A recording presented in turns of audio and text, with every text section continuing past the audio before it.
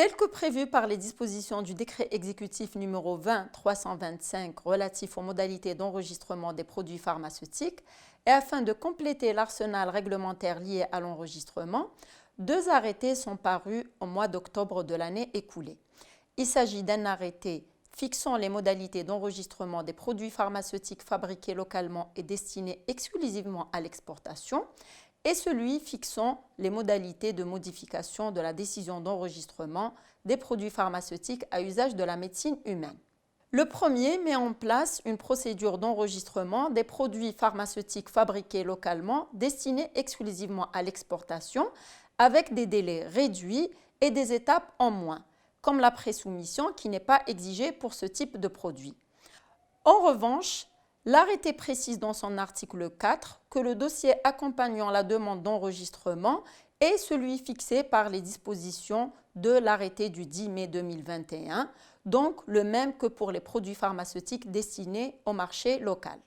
La décision d'enregistrement est toujours valable 5 années renouvelables et les mêmes règles s'appliquent à ces produits en termes de modification et de retrait de la décision d'enregistrement, notamment en relation aux aspects qualité et sécurité. Et en évoquant les modifications, l'arrêté du 3 octobre 2021 relatif aux modalités de modification de la décision d'enregistrement permet pour la première fois d'avoir en détail la procédure de modification de la décision d'enregistrement, tout en s'alignant à la classification internationale des modifications selon le risque pour la santé publique et selon les répercussions sur la qualité, la sécurité et l'efficacité du médicament concerné.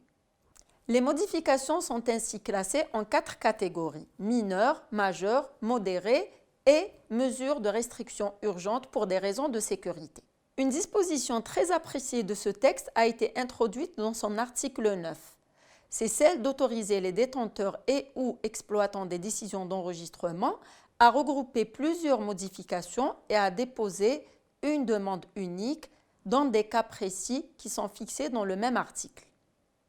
Un autre arrêté très attendu a été également publié. Il s'agit de l'arrêté du 4 octobre 2021 fixant les critères d'exonération des médicaments génériques et biothérapeutiques similaires de l'étude de bioéquivalence et de tout autre essai d'équivalence thérapeutique, ainsi que la liste de ces médicaments.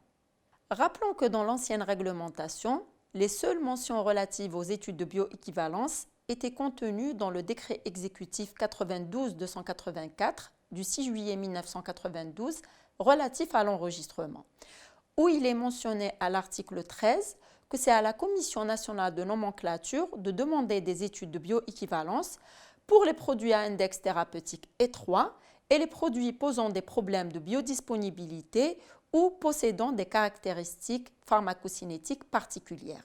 Rappelons également que le décret exécutif numéro 2325 du 22 novembre 2020 relatif aux modalités d'enregistrement des produits pharmaceutiques précise dans son article 26 que la présentation d'une étude de bioéquivalence et de tout autre essai d'équivalence thérapeutique sont obligatoires pour les médicaments génériques et les médicaments biothérapeutiques similaires. Toutefois, certains médicaments sont exonérés de ces études. On retrouve les critères d'exonération dans l'arrêté du 4 octobre 2021 qui est venu donc combler le vide réglementaire entourant les études de bioéquivalence. Une démarche indispensable non seulement pour renforcer la qualité et la sécurité des produits commercialisés au niveau national, mais aussi et surtout pour contribuer à la concrétisation du plan d'action du ministère de l'Industrie pharmaceutique en relation avec l'exportation des produits pharmaceutiques. Les dispositions contenues dans cet arrêté s'inspirent des recommandations internationales.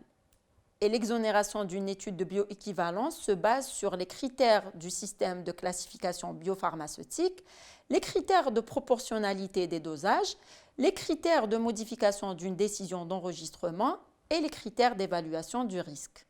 Ainsi, à titre d'exemple, l'utilisation d'isomères, de dérivés ou de complexes différents du principe actif par rapport à la spécialité de référence ne permet pas d'appliquer l'exonération basée sur le système de classification biopharmaceutique.